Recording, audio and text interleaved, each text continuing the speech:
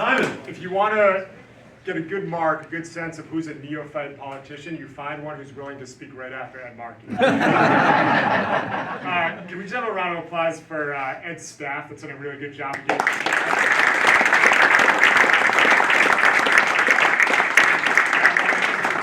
Thank Farouk for sending me the talking points that I'm not going to use. Instead, I'm going to make a confession to you, and it may be now the last time I'm invited to an event like this in the Markey campaign. I want to tell you about the first campaign contribution I ever made. It was to then Congressman, aspiring U.S. Senator, Joe Kennedy, and he was running against Ed Markey. So this is 2019, Ed, and I was about to leave the DOJ's public integrity section. I was a federal prosecutor. I knew nothing about politics except I was prosecuting politicians. That was my job. And so I could not have chosen Ed Markey out of a two-man lineup with Jim Clyburn. Like I knew, that's how little I knew about politics. But a friend of mine was good friends with Joe Kennedy, had been his roommate, and he asked me to make a contribution. And I said yes. So my wife and I, we make this contribution, and we happened to be house hunting, coming back home to this area, and it was going to be his first event. And we went and had the event, and it was very nice. I said hello. He said hello to me. He thanked me for coming. He gave a speech. It was nice. People clapped. Okay.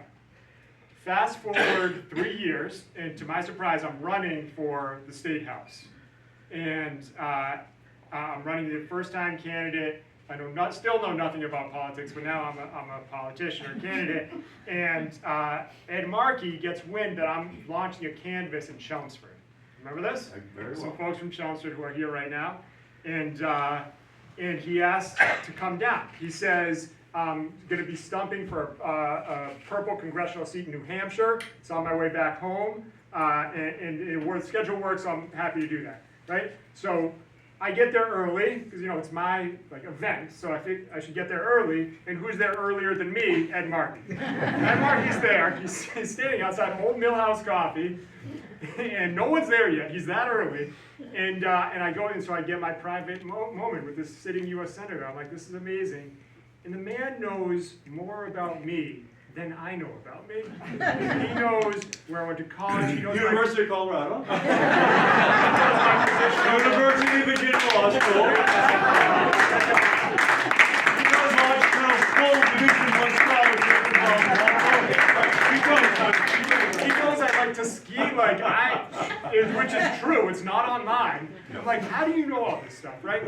So then people start filing in, and Chelmsford's a town that I think a lot of Democrats in Chelmsford kind of feel like they maybe have been forgotten by the party for a period of time.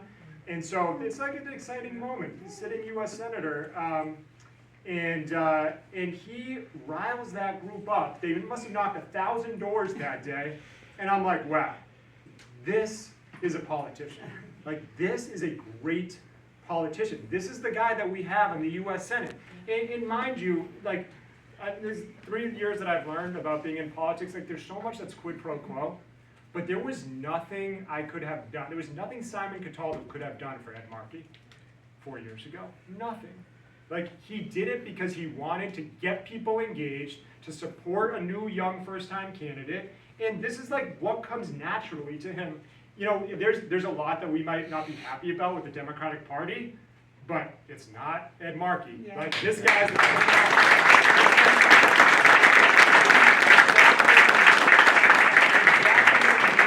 comes so naturally to me. So you probably know, the old story about how he got kicked out of his office by the Speaker of the House, and he had to set up shop in the hallway. You've all heard this, right? Okay, but so that happened. That really happened. That's how he got his start in his political career. But he told me, when he called me on my birthday last year, again, amazing, he told me what was going on. He was fighting to get staff for legislators in the building. Because at that point, the 160 or maybe it was 200 something members of the House did not have staff persons. We could not do our job. We could not do constituent services and do legislation without staff members. And he got it. He got it. And he still did it.